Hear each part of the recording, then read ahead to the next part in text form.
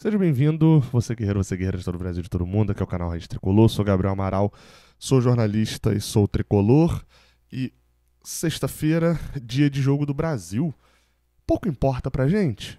Não, até que importa bastante, principalmente por causa de Fernando Diniz como treinador da seleção. Deixa um like aqui embaixo, se inscreve aqui no Raiz Tricolor também pra me dar essa moral aí, não tô no meu cenário habitual, mas, enfim, continuo gravando o vídeo padrãozinho. Além disso, nesse vídeo aqui, a gente também vai falar sobre a atuação de John Arias ontem, tá? O maluco voou. Destruiu. Destruiu, eu tô exagerando um pouquinho, mas foi muito bem mais uma vez. Precisa falar um pouco, pegar umas opiniões direto lá da Colômbia também.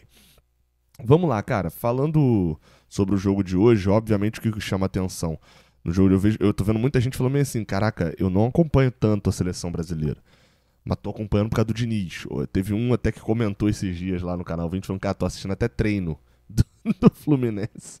Do Fluminense não, treino da seleção brasileira por causa do Diniz, enfim, pra ver o que tem de igual, ver se vai ter alguma coisa diferente. Hoje à noite tem jogo, o Brasil joga a estreia, né, das eliminatórias e a estreia do Diniz também nas eliminatórias contra a Bolívia lá no estádio Mangueirão, lá em Belém do Pará. Mas o principal fato, obviamente, não é só o Diniz, é o fato do Fluminense tem dois jogadores convocados, tem André e tem Nino. A princípio, né, segundo a informação do Caê Mota, né, que é o jornalista do GE, que está lá no Pará, nenhum dos dois devem ser titulares. O time, provavelmente, que o Diniz deve botar em campo, na verdade é o time confirmado pelo Diniz, né, só se acontecer alguma coisa que não entra com esse time, é Ederson virando titular por causa do jogo com os pés também. Alisson vai para o banco. Danilo, Marquinhos e Gabriel Magalhães, os dois zagueiros, com Renan Lodge na lateral esquerda. Casemiro, Bruno Guimarães, Neymar, Rafinha, Rodrigo e Richarlison. Pode ser até que eles... O Diniz monte ali uma espécie do 4-2-4 que ele tem feito no Fluminense, com o Rafinha aberto por um lado, o Rodrigo aberto por outro e o Neymar centralizado com o Richarlison, né? Algo parecido com o que ele faz no Fluminense com Keno, John Arias, John Kennedy e Germancano, ou talvez até o Rodrigo centralizado também, né? Tendo o Neymar mais aberto. Não sei se é muito do feitio do Neymar vir jogar de ponta nesse momento. Mas enfim, quero ver, até porque tem coisas que o Diniz pode aprender na seleção para trazer de evolução para o Fluminense. Acho que isso pode ser interessante nesse momento, já que a gente não está tendo o Diniz treinando o Fluminense, a gente está tendo o Marcão, não está tendo a comissão técnica, ou seja, já tem o lado ruim nesse ponto, que pelo menos tenha um lado bom de um desenvolvimento de alguma coisa que ele pode ter um estalo na seleção brasileira e trazer depois de inovação também para o Fluminense. A gente acha às vezes que é bobeira, mas não é. Tem uma declaração do Neymar, que eu vou botar aí agora.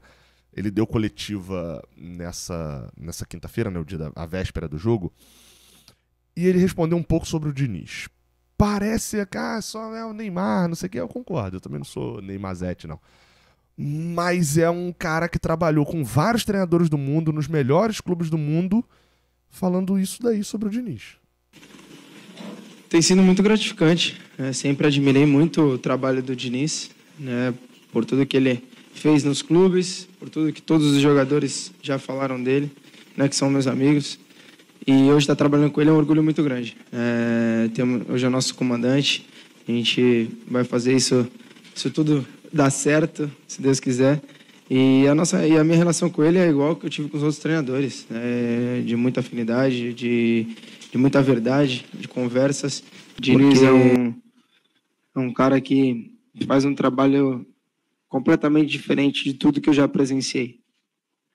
É um outro tipo de futebol. Ele tem uma mentalidade muito diferente dos treinadores que eu já tive. Porque a maioria dos treinadores que eu já tive faziam quase as mesmas coisas. Diniz não. Diniz, ele gosta de reinventar o futebol, ele gosta de te dar opções. Então é um cara muito interessante. Enfim, é um ponto a se achar interessante, né? Esse tipo de fala sobre o Fernando Diniz, querendo ou não, é uma validação também do trabalho do treinador, e esse treinador hoje pertence à seleção brasileira e ao Fluminense, né?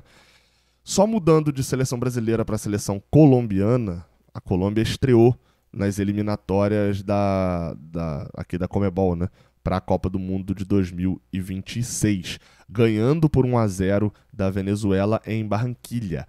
Só que, dane-se a Colômbia. O que nos importa é a atuação de John Arias. O meio-campista do Fluminense foi titular pela seleção colombiana. Ele já havia sido titular também contra a Alemanha e, mais uma vez, foi um dos destaques da partida. A Colômbia ganhou por 1-0, um gol do Santos Borré, com assistência do John Arias, um cruzamento espetacular, que tá rodando aí agora, inclusive. Cruzamento muito bom, que a gente já se acostumou um pouco a ver do John Arias. Aí não é aquele da linha de fundo, né, que a gente vê muito, mas é um dos vários aí que a gente já deve ter visto para Germancano, enfim, fazer gols. E chamou um pouco a atenção a cobertura da mídia colombiana falando sobre o John Arias, né? Eu separei alguns prints aqui para poder botar de tweets, né? O Guillermo Arango, que é jornalista desportivo também colombiano, destacando no momento do gol que o Borré fez gol contra a Arábia Saudita, Guatemala, Japão e Venezuela, e que foi um grande passe do melhor jogador colombiano na América do Sul, John Arias. É bom destacar que ele disse na América do Sul, né? Tem jogadores colombianos que estão na Europa, mas o John Arias é o melhor colombiano jogando aqui na América do Sul. Uma página do América, né, do América de Cali, por onde o John Arias jogou, inclusive, pelo que eu entendi, é meio que a página como se fosse a loja do Flu. É a loja do América, essa América Store Colômbia. O melhor jogador de hoje na partida foi grande John Arias. Já passou por lá também. O Sebastián Serrato, que é um torcedor do Santa Fé, ele publicou o seguinte: John Arias hoje é titular e uma figura, né, um dos principais destaques da seleção colombiana e do Fluminense. Semifinalista da Libertadores, sendo um dos melhores jogadores da competição. E aí Eduardo Mendes, que eu imagino que seja algum diretor ali, o Paulo Angione do Santa Fé, ou o presidente, não é o Mário Bittencourt do Santa Fé, não quis comprar, deixou ele sair de graça do Santa Fé e agora com certeza irá para a Europa por um preço altíssimo. O Sebastián Pérez, que também é jornalista colombiano, destacando o fato a diferença de ter o John Arias pelo lado e não jogando por dentro, né?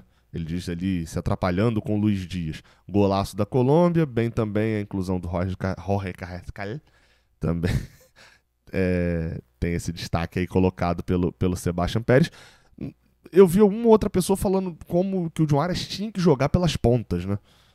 Entendi muito bem a crítica deles do John Arias jogando por dentro. No Fluminense ele acaba tendo essa liberdade para cair pelos dois lados, é uma liberdade que aí o próprio Diniz dá, né? Talvez lá ele tenha ficado um pouco mais fixo. E aí um outro jornalista também, o J. Marco, tem o nome dele aqui, né? Mas ele é jornalista, ele botou aqui: a gente não tem ideia do jogador que temos na nossa seleção. John Arias, de 25 anos, um craque do Fluminense e que pouco a pouco se consolida na seleção nacional, né, na seleção colombiana. Na minha opinião, foi o personagem da partida junto com o Carrascal. Fica claro que ele deve jogar no seu local natural, que eu imagino que seja pela ponta direita, é o ponto que eles estão colocando por lá. Vamos, Colômbia, foi o que destacou o J. Marco. E por último, o Caracol, né, que é a primeira, mas é o principal veículo de esportes lá da Colômbia. Eles colocaram ali um resuminho de cada jogador no jogo. Eles destacaram John Arias, né, falando rendidor e gerador de jogo pelo lado, e destacando o ponto do cruzamento perfeito que ele fez pro Santos Borré fazer o gol no primeiro minuto do segundo tempo. Foi com tipo 10 segundos do segundo tempo que saiu o gol, né? Você viu aí pelo tempo. Enfim, cara, destaque muito grande pro John Arias nessa partida. Óbvio, o gol não é dele, mas gol em eliminatória, isso vai chamando um pouco a atenção. E aí eu volto pro que falou lá atrás o torcedor do Santa Fé, falando que vai sair pra Europa por um preço altíssimo. Eu gravei um pouco nisso no vídeo ontem, enfim, que eu destacava também sobre o quanto os colombianos estavam falando sobre o John Arias, e eu tenho um medo só nessa questão toda do John Arias, que é: a Europa não vai pagar o que John Arias vale jogando. O John Arias não tem um valor muito alto financeiramente, porque é um jogador que já tem uma idade maior do que a Europa costuma pegar. Eu vi muita gente falando: o Brighton tá pegando jogador. Não, o Brighton tá pegando um jogador de 17, 18, 19, 20 anos pra poder revender. O John Arias não é um jogador que ele vai bater na Europa num Brighton e vai ser revendido depois. Ele não é esse o produto, ele é o produto pra jogar. Então assim, ele não é tão jovem. Ele não tem uma mídia absurda, até por ser colombiano tem mais essa dificuldade do que um brasileiro, um argentino. Então, assim, a Europa não vai vir com 20 milhões de euros no John Arias, que talvez financeiramente é o que ele vale jogando no Fluminense. Vai vir com menos. Vai vir com 10, com 9, com 8. Aí se a gente for campeão da Libertadores um pouquinho mais, se, enfim, ele não tiver destaque nenhum até agora no final do ano, um pouco menos, vai pagar pouco, porque é o que ele vale no mercado. No mercado, ele vale muito menos do que dentro de campo. A gente sabe que ele tem um futebol para ser um jogador desse. Qual que é o problema disso? Você pode falar, pô, dá um salário bem alto pro cara, o cara fica e pronto. Ok. Mas o jogador tem suas vontades também, né? O John Arias, a gente já trouxe isso aqui como uma apuração. O John Arias tem um sonho de jogar na Europa. O John Arias, ano passado, esperou propostas da Europa. Não vieram, ele renovou o contrato. Propostas boas da Europa. Então, é muito complicado. E a gente sabe que no cenário do futebol de hoje, quem manda em tudo é o jogador. Se o jogador quiser sair, se o jogador quiser ficar, é muito difícil.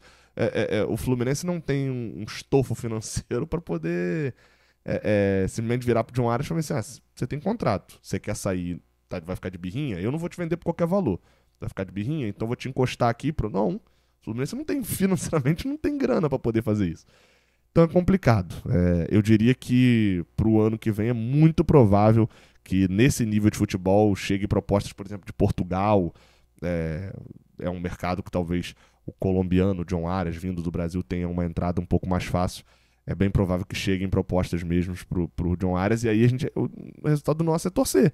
Torcer para que ou a proposta seja altíssima de fato, financeiramente, o que eu acho pouco provável, ou torcer para convencer ele a ficar aqui. Esse eu acho um pouco mais, tem um pouco mais de realidade ali, até pelo quão bem ele se sente jogando no Fluminense. É isso então. Tamo junto. Até a próxima. Valeu.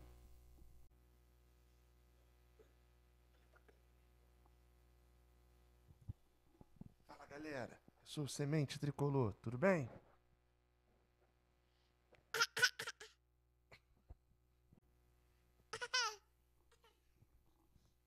Tchau.